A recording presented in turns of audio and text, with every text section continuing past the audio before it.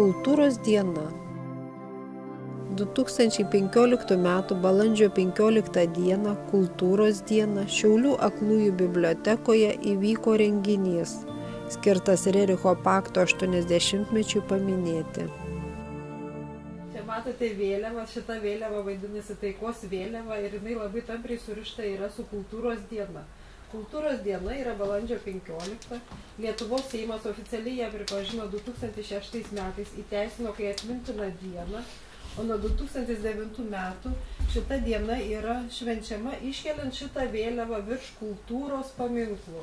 Mes šiandien esame biblioteka, biblioteka taip pat skaitoma yra kultūros paminklų, nes čia yra sukauptas žmonijos paveldas. Pasiūlė šitą idėją Nikolajus Rerichas, tapytojas, visuomenininkas, filosofas. 1935 metais šita vėliava buvo įteisinta kartu su Rericho paktu. Deja, Europos vyriausybių vadovai nepriėmė šitos vėliavos, atsisakė. Ir Antras pasaulinis karas parodė, kiek buvo daug sunaikinta pasaulyje. Pirmas filmas, kurį mes jums pristatysim, ir pasakojo Rericho pakto istoriją.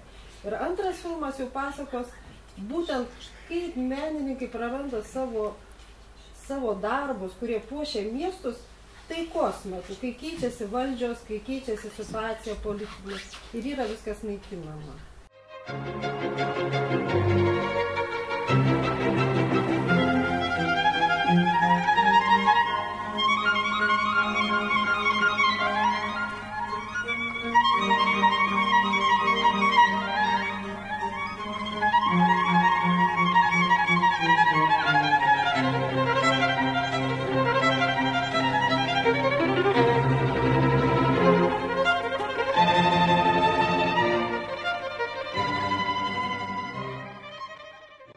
Kaip išgelbėti žmoniją draskoma tarpusavio karų ir revoliucijų.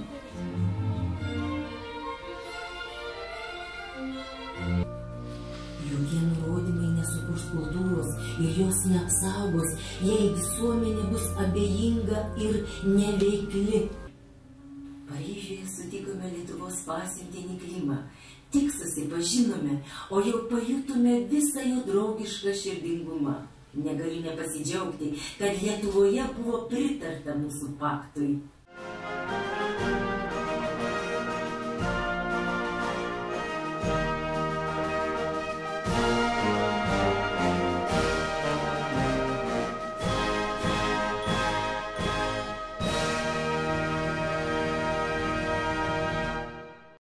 Kalbėdami, bendraudami su Šiaulių menininkais, išgirdom jų skaudulius, kad jie pasirodo taikos metu prarado daug kūrinių.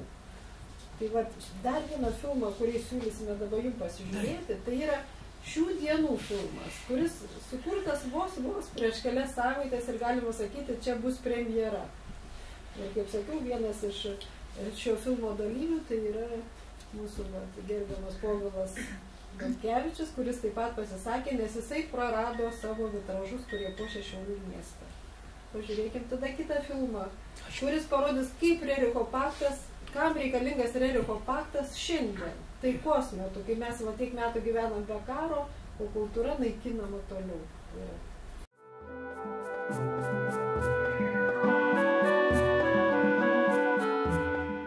Be kultūros, be mūsų istorijos, tradicijos, į ką mes turim, be saugojimo to, tai nebus tikro to mūsų pagrindo, ant kurio mes galėsim toliau tą Lietuvą auginti.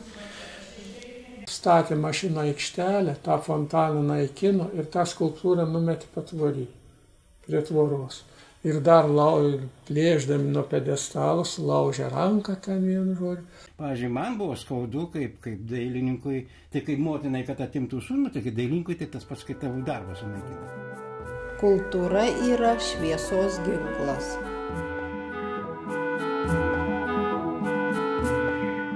Taikos paktas dėl kultūrinių vertybių išsaugojimo karo ir taikos metu Nikolajui Rerichui buvo viena iš svarbiausių viso gyvenimo užduočių.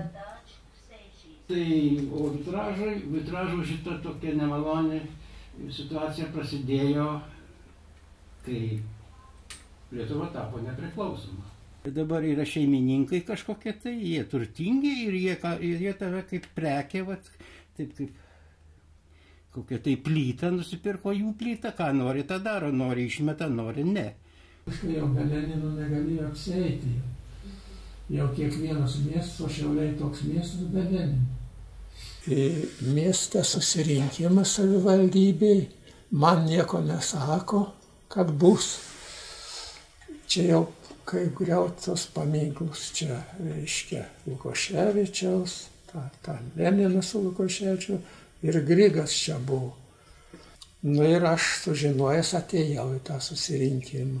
Sako, iš kur tamsta taip gerai, žinai, sakau, aš čia nulimdžiau, nuėjau, tu jėmėjai, nulimdėjai. To ir baigėsi mūsų pažintis, o dabar, kai norėjau dar nusifotografuoti, tą objektą pasakė, čia mano. Niekas tegu nebevaikšto, niekas tegu nebesidomi, kaip norėsiu, tai padarysiu. Neskaitau, kad labai aš kažkoks didelis genijus, bet yra labai rimtų, kurie yra nukentėję menininkai ir praradimas Lietuvai yra didžiulis, čia yra nuoskauda tokia. Dabar dar yra nemažai mūsų kūrinių, o kiti yra susprogdinti, kiti iškapoti su kirviais, tiesiai galiu pasakyti. 2006 metais Lietuvos Respublikos Seimas balandžio 15 dieną įteisino kaip atmintiną kultūros dieną. Galbūt Povilas kaip šio filmo vienas iš pasisakančių ir dabar po filmo gal ką nors mums pasakys. Atsirado savininkai, jie ką nori tą daro.